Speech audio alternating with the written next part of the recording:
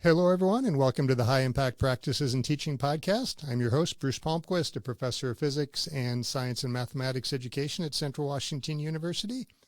In this podcast, we'll highlight some of the great work being done by CWU faculty, students, and staff. In this episode, we're going to focus on the high impact practice of undergraduate research. Our guest today has been a physics professor at Central for 11 years and chair of the physics department for 3 years. Since starting at Central, she's published her biophysics research in numerous peer-reviewed journals, and nearly every paper has an undergraduate student as an author and collaborator. As the chair of the physics department, she's established an undergraduate research lab in medical physics in partnership with the Northwest Medical Physics Center, and she's been a campus leader in promoting undergraduate research. I'd like to welcome Dr. Erin Craig to the studio. Thank you for having me. And just in case anybody's wondering, it's not the New York Times best-selling author. Did you know that there's an author named Erin Craig? No, I didn't. Oh yeah, you're not vain. Search yourself online. But yeah, I thought I'm going to do a little bit of research and just look up Erin Craig, see if I can find some things in the nooks and crannies. And there's an Erin A. Craig. She writes some young adult fiction. Something to aspire to. Exactly. But she right now is doing an interview and wishing that she were the other Erin Craig. And that's who we have, and that's the important one. So first big question, biophysics. I know what biology is. I know what physics is. What is biophysics? Yeah, so biophysics is a branch of research that looks at kind of the interface between the two. So sometimes people will define biophysics as taking the tools of physics, microscopes and optical tweezers and other things that use physics in order to gain high precision measurements of biological systems. But others will define it as studying the physics of living systems. So that's sort of the avenue that interests me the most. So trying to understand a biological system from the standpoint of what are the forces that make it move the way that it does, what are the physical principles underlying how a system will organize. And it can apply to a lot of different scales. So trying to understand how does an electrical impulse move in our nerves, or to how a kangaroo hops. Which scale do you usually work in? And if it's a different answer, which scale do the students seem to be more interested in? Yeah, my research is on the molecular scale, looking at movements inside of cells. In particular, I'm interested in understanding physics of the nervous system, looking at a single neuron. So that's kind of the base cell of our nervous system, and then neurons have long offshoots called axons that electrical signals propagate out along. I study what happens inside of those and how that's connected to neurodegenerative diseases. And I've worked with a lot of students that are interested in that system, in part because I think it's very interesting science. The world of cell has some very interesting physics and interesting biology, and I think students are drawn to the biomedical applications. But I've worked with students that are interested in kind of a big variety of scales. So we've had projects where we've actually gone and recorded animal locomotion and used that to analyze how they are transforming energy into their motion. So there's one of the fun things about working with students is you get to learn a lot of different things that you might not have thought of, because they bring in their own ideas and their own passions, and you get the opportunity to work with them to follow their interests. So animal locomotion, which animals have you studied for big animals for locomotion? Yeah, I've worked with a student that analyzed cheetah locomotion using video analysis, and then a later project with a group of students involved studying kangaroo locomotion. And kangaroos are interesting because they store a lot of elastic potential energy in their legs, like springs, that allows them to basically hop for a long time over long distances without needing to refuel as often. They're very efficient.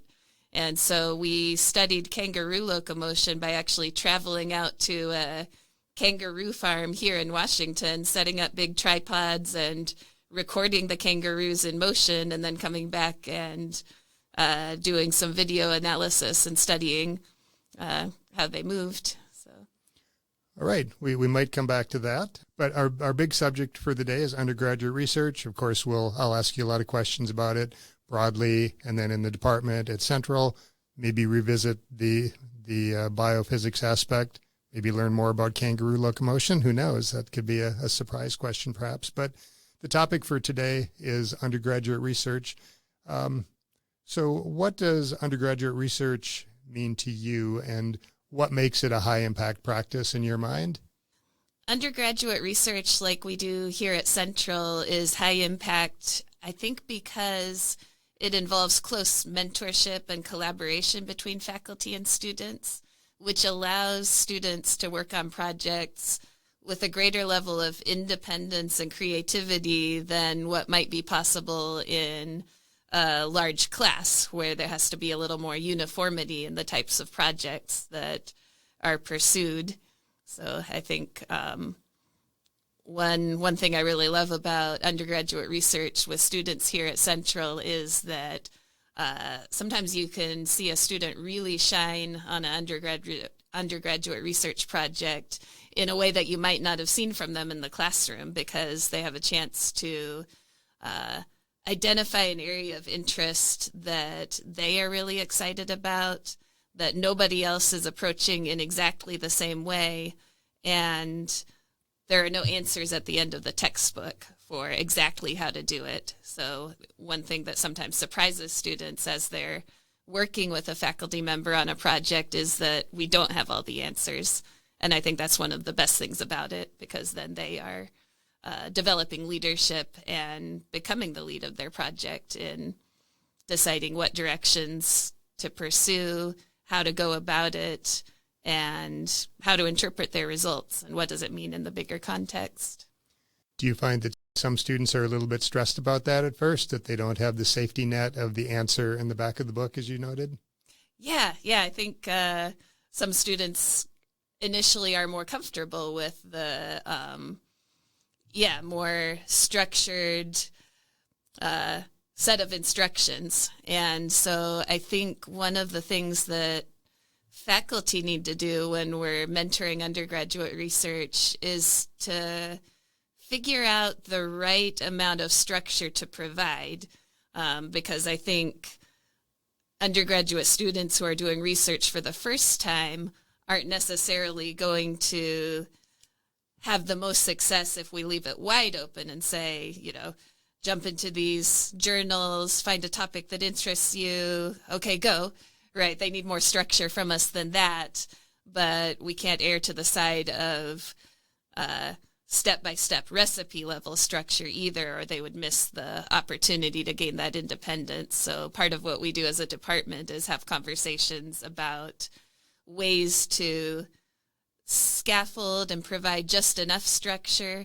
And part of the flexibility that we have to have is to be responsive to the individual students. So if we're working with a group of, say, 3 to 5 students, each student's individual project may unfold differently, and how much independence they have and how much structure they need may unfold a little bit differently. Okay, so we'll revisit that. You mentioned what you do as part of the physics department, which you lead, and so what you've done is a big part of that. But I wanted to just go back to I don't know if it's the official description, but the American Association of Colleges and Universities. There's the ones that popularize the idea of high-impact practices. One of the sentences is that they have in their description: the goal of undergraduate research is to involve students in actively contested questions, empirical observation, cutting-edge technologies, and the sense of excitement that comes from working to answer important questions. Do you agree with that? Is there anything that you would quibble with, or anything you would add to that description? Yeah, I love that description. When I was talking with a group of our graduating seniors this last year about their experiences with undergraduate research, one of them said that was one of their favorite parts of the program because it reminded them why they got into this stuff in the first place. So it's really motivating because they're solving real problems. So you've started to talk about this a little bit, but what undergraduate looks like in the physics department, and you mentioned that the department talks about offering the proper amount of structure, and different students need different amounts of structure for a variety of reasons. But talk a little bit about the different pathways. I know that the physics department has different undergraduate research pathways, and I think that is fairly creative. Talk a little bit about that. So this is something that we introduced a few years ago in recognition that students' pathways and the types of projects that will benefit them is going to vary a lot based on their interests and their career goals. And so we developed 3 different distinct tracks by which students can meet their undergraduate research requirement. So one is to begin with a class that is a project-based class where there's some component of the class that they might work in a small group to develop a class project that they carry out with a more structured set of instructions for how to engage in that type of project. And so they take this class, and then they come out of that with a set of skills and an initial project that they've been working on, and then they can follow up with a quarter of mentored undergraduate research with a faculty member. So that's one track, the kind of class-based launching point. A second track is to do a summer research experience, either with a faculty member here or through an internship or an REU research experience at another university. So again, they would have kind of an immersive research experience somewhere over the summer, and then follow up as a 1 quarter research credit, say the next fall, with a faculty member, where they might build off of what they did over the summer or write a final report or prepare a presentation about it. And then the third track is to just jump straight into an undergraduate research project with a faculty mentor and do 2 credits of that. So those are our 3 tracks, and I think it's helpful because some students are ready early on to jump into a less structured undergraduate research experience where they kind of work on an independent project in collaboration with a faculty mentor, and others need a class or something a little more structured to help them ramp up, develop their ideas, and be ready to work independently. I think the other thing that's helpful about it is research can mean a lot of different things. So it could mean being in the solid state physics lab, using the equipment, taking measurements. It could mean using the rooftop telescope. It could mean developing a lesson plan that they deliver to a group of students and assess the effectiveness of the lesson. It could mean building a rocket. So it doesn't necessarily mean research as how we would understand it in any traditional subfield. It can be any sort of independent faculty mentored project that aligns with the student's career goals. And so then having flexibility in how we deliver that allows us to work with a student to develop something that's going to help them in their career goals. Sure. I know there are some faculty members on campus that have a much more strict view of what undergraduate research is. If the student doesn't come up with something and the end result isn't a publication, then it's not really undergraduate research. Sounds like you're describing something much more broad than that. How would you respond to the faculty member who says it's not undergraduate research unless they're coming up with the idea on their own and they're publishing a paper? Good luck with that. No, actually, to me, because we're working with undergraduate students, what it's all about is opening a door, providing an opportunity for them to engage meaningfully in our discipline. And so in some cases, they contribute insight that does lead to a publication, and I think it's always great when that happens. And I think for faculty who are actively publishing and presenting at conferences, our own work becomes a lot richer by learning from the ideas of the students in our group. So I think their creativity and their contributions absolutely do help move toward publications and presentations. But to me, that isn't the only or the primary goal. As long as they are engaging in a project that requires them to contribute something new, right? Something beyond what's already in a textbook or already in a established publication. They are bringing something new to it and pushing it forward in some way. To me, that's undergraduate research. In what ways does the department support that? You've mentioned a little bit, I mean, the department came up with the 3 tracks, so that is much more supporting for those students who will eventually be doing great things, but maybe don't have a great idea up front. They get the idea from one of their classes. Other people, maybe actually taking a little aside here, talk a little bit more about REUs, what it stands for, how people find out about them, what the great benefit is. Many of the benefits are for students. Yeah, absolutely. So REUs are research experiences at, is the U undergraduate Yes. or university? I know. REU, the U, yes. Yeah. It's Okay, research experience yes. for undergraduates. All right, so I knew this. Research Experience for Undergraduates is a NSF-funded program that universities and other sites can apply to be hosts, and then students from all over can then apply to go and participate over the summer. So we have some REUs here at Central, not in our department, but Central has been a host site for REUs, and then many of our students also apply and have successfully been admitted to REUs around the country. And so for undergrad students at a small university like ours, doing an REU at another university is a great opportunity for them to experience research at an R1 or a research-intensive university. And it's a chance for them to explore their fields beyond what we have here and to get their foot in the door if they're interested in applying to graduate programs in our field. So yeah, those have benefited a lot of our students. Yeah, and they get paid. The financial benefits, the other benefits, not just to their future careers, are pretty good as well, right? Isn't it typically maybe $5,000 or so for a 10-week summer, something like that? And then room and board, so free food at the dorms, that sort of thing. So they're not going to get rich from it, but it's not living a life of poverty if they do an REU.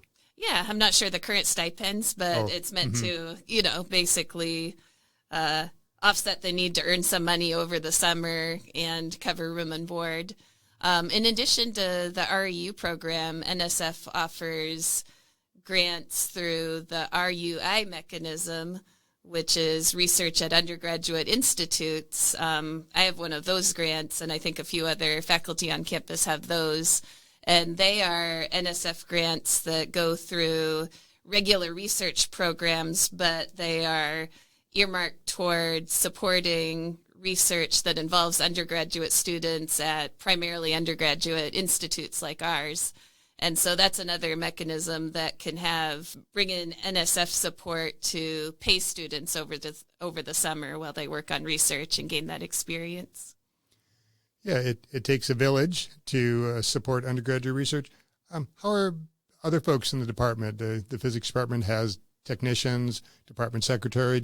How does everybody in the department, or how does every role in the department at least contribute to the culture of successful undergraduate research? Absolutely. Like you said, it takes a village, and I think our department really has a full commitment, right? Everyone in the department has embraced the role that we play in supporting students in that experience. So, for example, our department secretary, Rachel, is one of the first points of contact when students walk in the door, and students who are in the program as they run into questions, how to navigate program requirements like undergraduate research, how to find a faculty mentor, what are these different tracks that I talked about earlier. She's often their first point of contact, and so she always has an open door and is welcoming and helps sort of guide them through what's available. And then we have 2 department technicians, Peter and Addison, who play a big role in supporting technical aspects of student projects.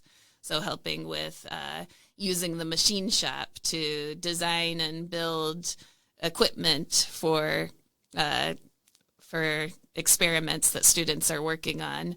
A lot of times if students come up with an idea for a project, Peter might be the person to help them vet their idea in terms of, can we build this? What would it take? So Addison a lot of times will help students with navigating computational project logistics. So they are, I think, an incredible support to students as they work on projects. And then every faculty member in the department mentors student projects. And one thing that's really nice about that is that we basically encompass a lot of different subfields of physics and potential applications. So no matter what a student is interested in, there'll be a faculty member who could work with them on a project related to their interests. So you've talked a lot about the physics department, of course, because you're the chair of that department, but you're also involved with other undergraduate research activities on campus. Talk a little bit about what some other departments are doing. Well, is there something that another department's doing that you're thinking, oh, I've got to figure out how we can get the physics department to do this? I think a lot of departments participate in SOURCE, and that's been a great way to see what's happening across campus. So SOURCE is our campus research symposium that has research and scholarly projects from every department on campus. So I always enjoy going to that and seeing what's happening in different areas. One project that I've always kind of admired from a distance is the Law and Justice mock trial that they do at SOURCE, because it seems to be a cross-department collaboration involving lots of students, challenging them to engage in the practices of their field in a very collaborative way. The chemistry department has their own, I think, end-of-year symposium where students present their projects. And in some of the departments like chemistry or geology that have substantial graduate program, master's programs, there's a lot of kind of near-peer mentorship that happens with graduate students working alongside faculty and mentoring undergraduate students. And so those are some of the things that stand out to me. The physics department doesn't have a master's program, but does anybody do some sort of a near-peer system? A senior who's maybe about to graduate mentors a freshman or sophomore who's just starting?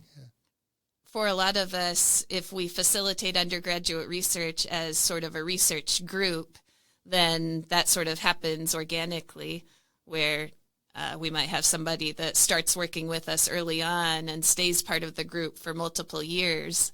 And by the end of their time working in the research group, they are one of the people helping onboard new group members and teaching skills. And I've been really impressed with how well students have done at that, and how quickly it goes from them being the new person, just getting the hang of a project, to where they are teaching skills to somebody else. Can you think of a time when you had a student who started, they were sort of unsure of themselves, they were interested in the topic, what you were studying, but they seemed a little bit uncertain, and then a couple of years later, they became the mentor. They really grew in terms of not just their science knowledge, but their leadership?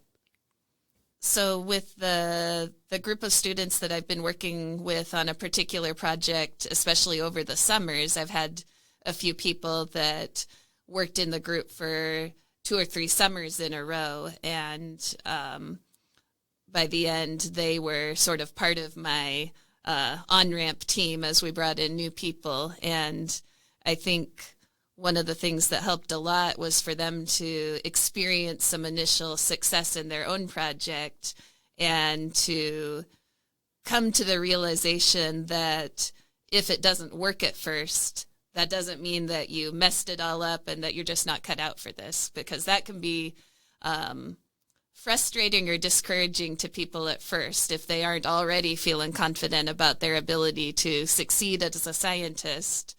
And then research inherently has obstacles, things that don't go right away. I think the experience of pushing through that anyway, of running into an obstacle and having the professor say, I don't know the answer to this either, what should we do?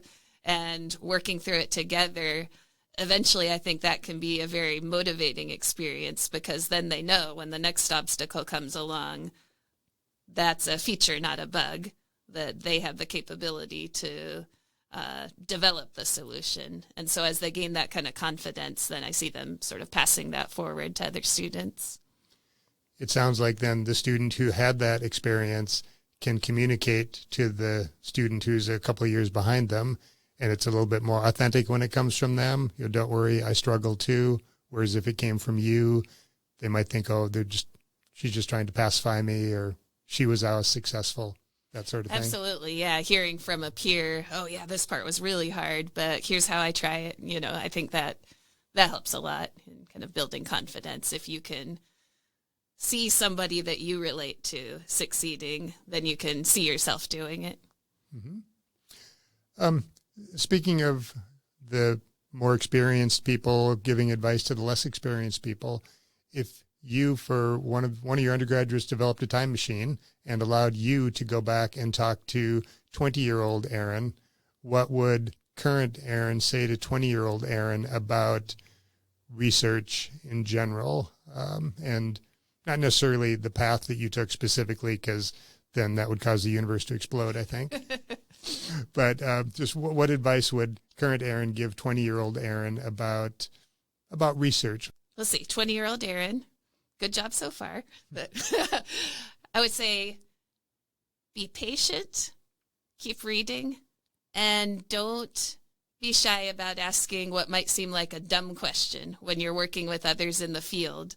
So understand right away that nobody has all the answers.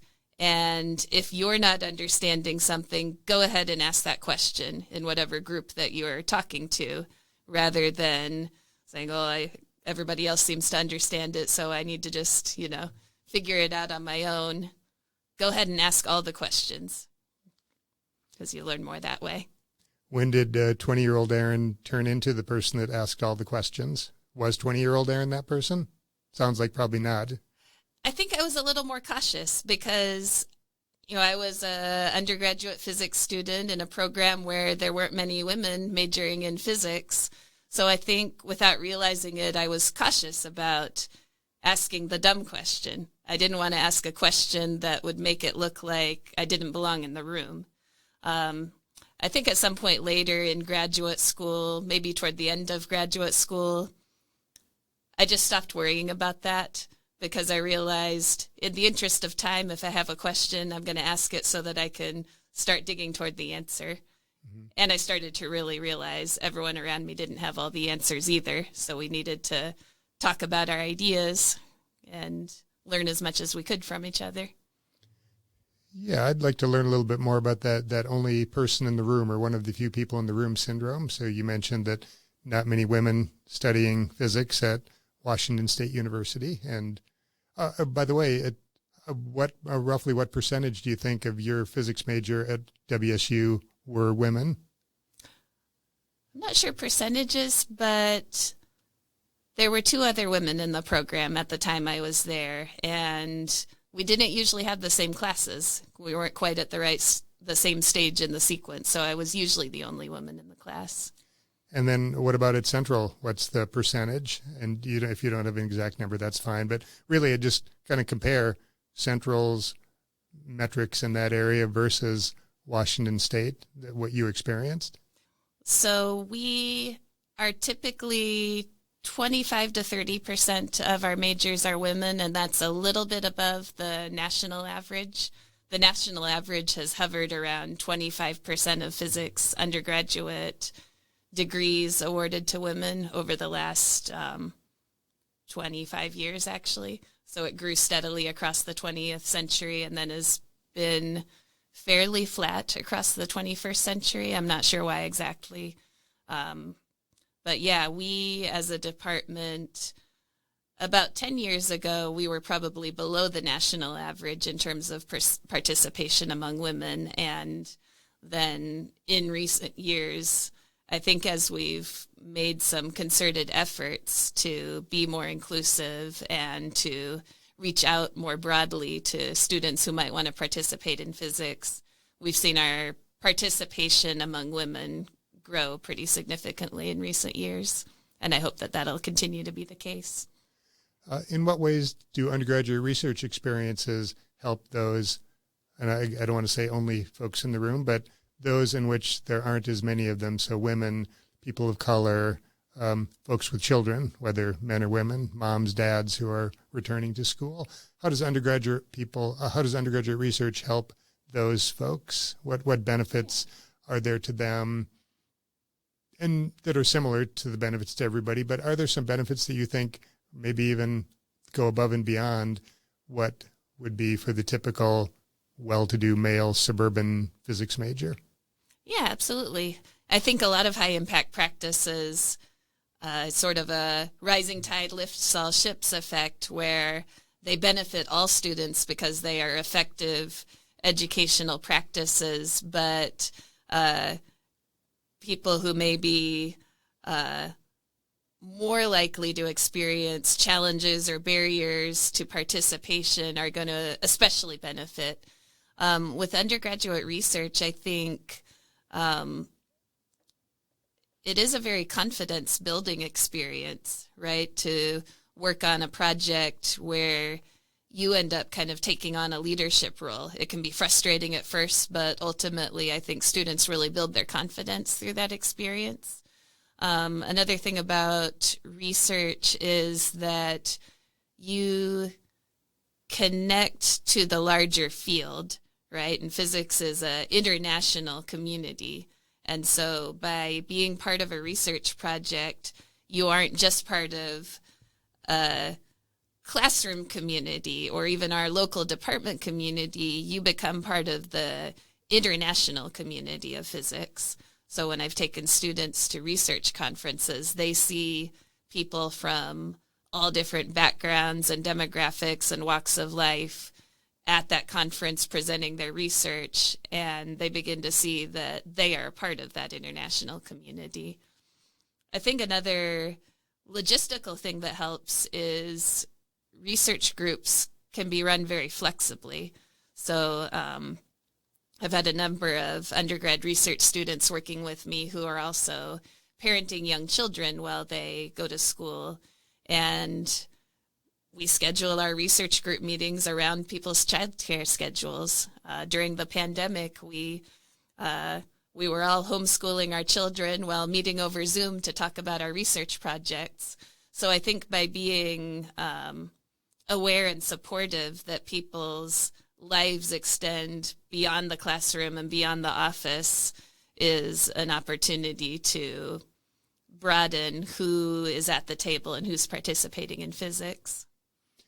Do you have a story or two to share? Of course, don't say any names, but a student who comes from a lesser represented group in the physics community, and however they started, maybe they started out confident, maybe they didn't, but now they're shining. Now everybody would look at them and say, wow, they're the greatest physics person ever. Do you have one or two stories, again, about that, so we can imagine a face to the things that you're saying?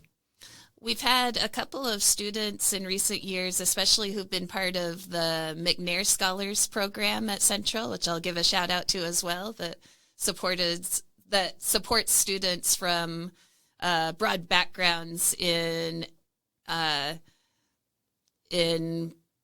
having research experiences and applying to graduate programs. So we've had several students in our department that have participated in that program who have then gone on to doctoral programs and have even received pretty prestigious competitive fellowships, the NSF Graduate Research Fellowship, for example. And so those success stories are ones that I think are especially exciting given the challenges that the students may have overcome to get there. So one student that I worked with was what we would call a non-traditional student, didn't come to college directly after graduating because she had family care responsibilities and a young child to take care of, and so worked as a paramedic response person, the 911 operator for a few years, and then decided to go back to school and was working full-time during the day while taking night classes at a community college while caring for a young child. So there's a lot on her plate. And she received a grant through the state of Washington to continue her education and eventually came to Central. And her undergraduate research experience was, I think, an important part of her development in the Central Physics Department, because that gave her the research track record that she used as a launching point for successful applications to a national fellowship and to graduate programs that allowed her to then continue her studies in physics as a PhD student. And she's fully supported by the fellowship she obtained, plus support through those programs that recruited her, which allows her to, say, afford child care for her child and, pay all the bills and cover tuition while continuing in this field. And so I think this is someone who's going to be an emerging leader in the field, and the undergraduate research and support, both through federal grants, state support, and support that we have at the university, played a role in creating that opportunity. Yeah, and where is she attending now? UC Berkeley. Yeah, so a super impressive school. You are really involved in undergraduate research. When they make the movie about undergraduate research, who plays you? Oh, let's see. Well, let's go with Jennifer Lawrence. We can have sort of a undergraduate research funding Hunger Games. Yeah. Okay, so Jennifer Lawrence coming soon to a studio near you. You mentioned for the student that you told the story of some different funding streams, and she got some really big funding streams eventually. But what are some ways that you've touched on a little bit already? You talked about McNair. But what are some ways that undergraduate research is funded in the physics department and then by Central in ways that the physics department doesn't do? So talk about the local funding for undergraduate research. So we've had some success in bringing in national funding, but that's sort of the blue sky, that's the holy grail. But we're really fortunate to have a lot of local support. So the Office of University Research, OUR office here at Central, funds small internal grants that support student research. So this allows students to apply for funding that could either go towards supplies or conference travel to support their research during the academic year.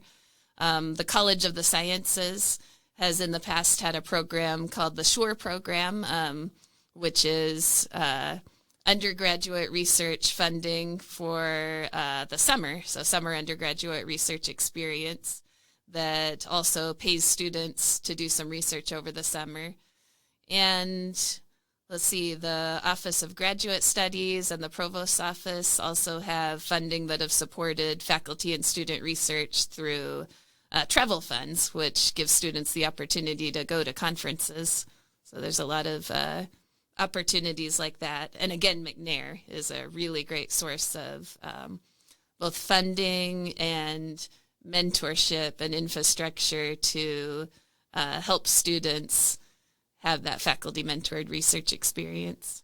Let's talk about federal funding. You mentioned that's the pie in the sky, and some people want to take the pie off the shelf.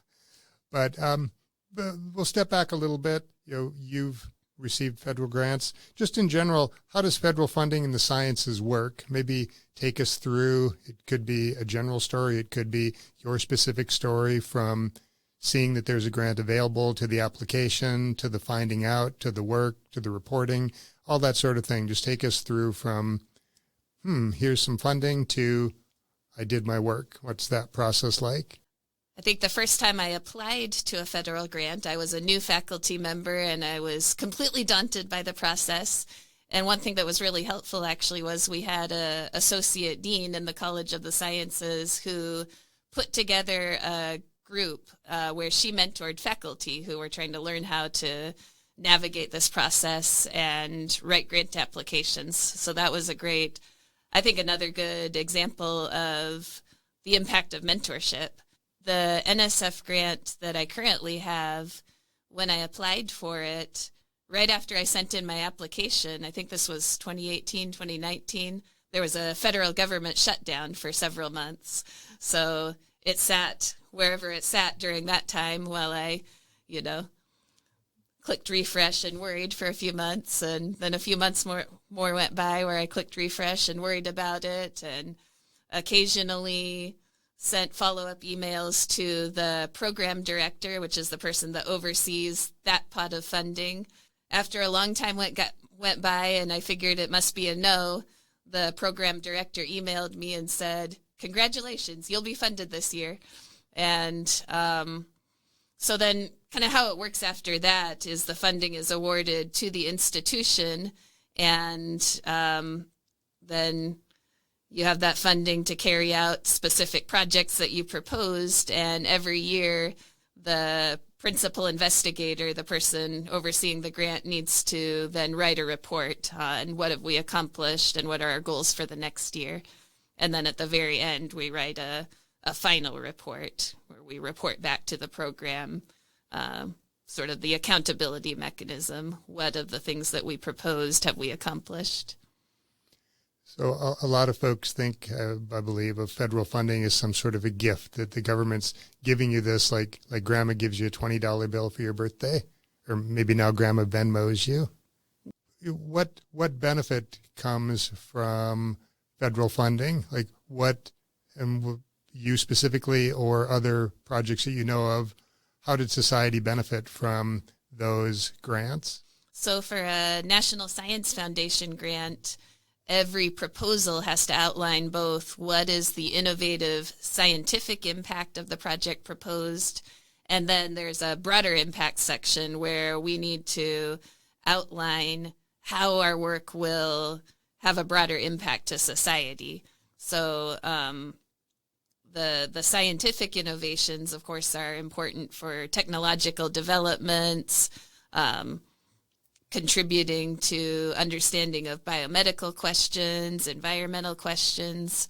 I think it's essential, right, that we as a nation invest in the ability to innovate and be leaders in the global scientific community.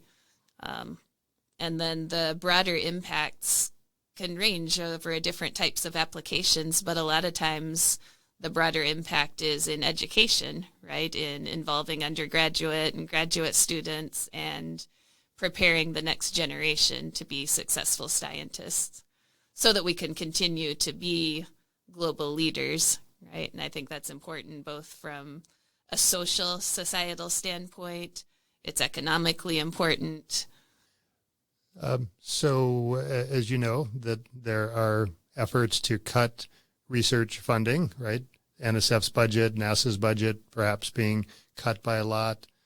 How would that affect undergraduate research at Central Washington University? And I had my little notes here, so it just had that on it. But as you were talking, I was adding things to it. So, I need to ask how it's going to affect REUs, and then ask how it's going to affect RUIs, and then how it's going to affect McNair. So how would cuts in undergraduate or cuts to federal funds to universities affect undergraduates, including some of those that you talked to, the person who went from being a 911 person who answers the phone for 911 to getting their PhD at the University of California, Berkeley? Yeah, I think there are a lot of potential impacts. So a lot of the grants we have now at Central that support student experiences and student undergraduate research are, there are some grants here at Central that have had stop funding orders. And so that's opportunity that's lost. And there are other potential grants that we could apply for that we are less likely to be successful at getting, or certain programs that have been defunded and no longer exist. So the amount of grant funding that we will bring in the next few years is going to be lower, and that is going to, there'll be some opportunities that we had that we won't have in the same way. The other way that I think it impacts our students is in the opportunities that they have after graduation. So, for example, physics graduates who are strong candidates for graduate studies and continuing as research scientists, what they need next is to be accepted into a PhD program that has funding for them. And so if research-intensive universities are experiencing dramatic decreases in their funding, what that means is there are fewer spots available for our graduates to continue in the career trajectory that they'd been preparing for. Have you talked to any current students about that? What are they asking? What are you saying? Or if they haven't talked to you yet, what would you say? Yeah, I've talked with current students that are facing this challenge, right? These are students who, based on their track records and accomplishments, would normally be admitted into multiple graduate programs, and that hasn't happened for them this year.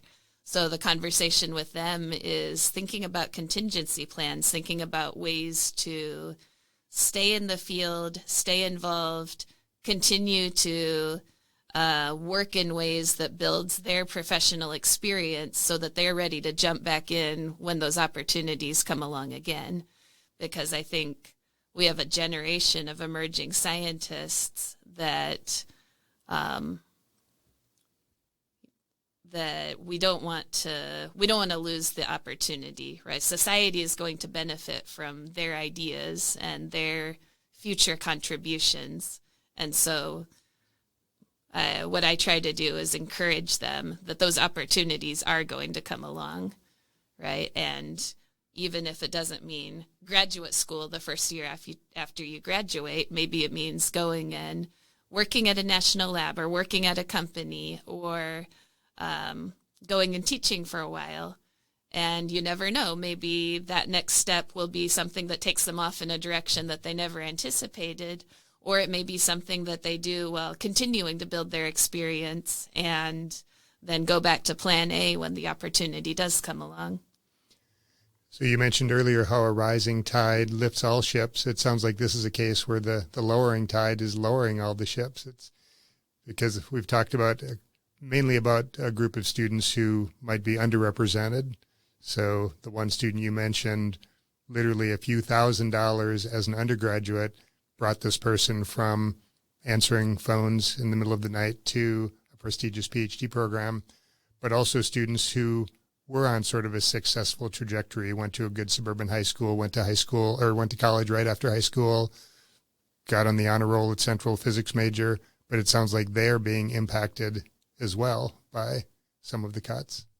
Absolutely. Yeah, I think across the board, this generation of graduates is navigating a very challenging landscape. And I've heard some of our students think about what are the opportunities abroad. You know, maybe the next opportunity along the career that they had anticipated is somewhere else. Maybe it's in Europe, maybe it's in Canada, maybe it's in some other part of the world. And I think they're right that those opportunities are still out there, but that's a loss for us, right?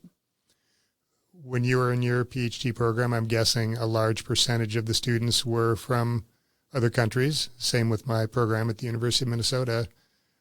Do you see that is perhaps going to switch instead of more internationals coming to the United States? Because in the news, right, Harvard is being told to not to have any more international students, basically. Do you think that there could come a time when that changes? The American graduate schools won't have a lot of international students, but then international schools will have more American students? I expect that's happening right now. Yeah, I think it is unfortunate because I think our graduate programs in the U.S. are an area where we've led the world, right? We have world-renowned programs and opportunities for young scientists to train. And I think one of the things I really appreciated in the PhD program that I was in was the opportunity to get to know people from around the world, so from the U.S., from other countries, and learn from each other. And I think that's where I really came to understand how international this community that I was joining was, right? And that even though we had different backgrounds and different educational systems that we came up through, that actually made our scientific collaborations more rich because we would bring different approaches and perspectives. And so that's something that I hope we don't lose in the coming years. Harvard isn't always the most sympathetic story, right? Harvard loses some funding. Is there a better way to communicate this than let's not give millions of dollars to wealthy Harvard? Because a lot of people can say, well, they've got like a $50 billion endowment or something like that. If they get some cuts, well, okay. But smaller schools, regional schools, schools that don't have as much money, like Central. So how would you craft the story rather than saying, don't take 500 million or whatever the amount is from Harvard, because again, people say they've got so much money anyway.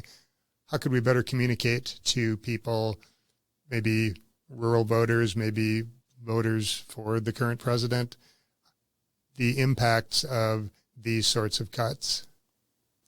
Well, one thing I would point out is that regional comprehensive universities like ours serve rural communities, and there is so much talent and so much creativity and so much potential in rural communities like the rural central Washington that sometimes gets undertapped because people from our communities don't grow up with the same opportunities.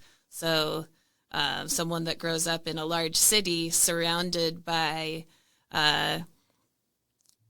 large universities and opportunities to engage in, tailored summer schools that teach them coding and STEM and other things like that, they do kind of have a built-in leg up. And universities that serve rural communities are an important access point to open that door to people in small towns across America.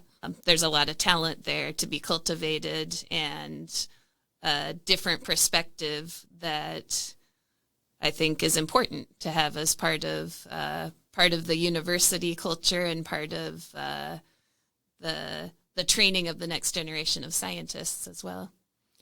How do you use the story of undergraduate research to recruit students for Central?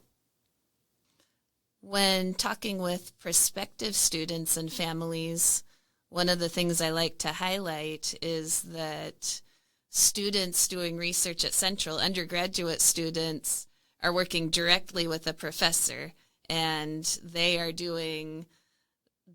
kind of leading the roles that might be reserved for only a senior level graduate student at a larger place, right? Because here undergraduates are the focus, right? They are the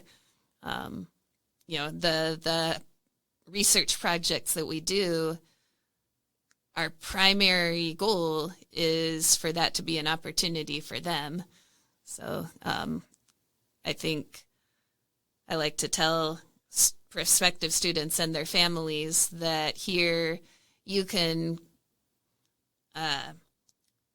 basically do authentic research in a lot of different fields. We have well-equipped labs and opportunities to do authentic research, and you won't just be sort of a cog in a large machine, right? You'll be getting direct mentorship with a faculty member and a small group of peers as part of a team.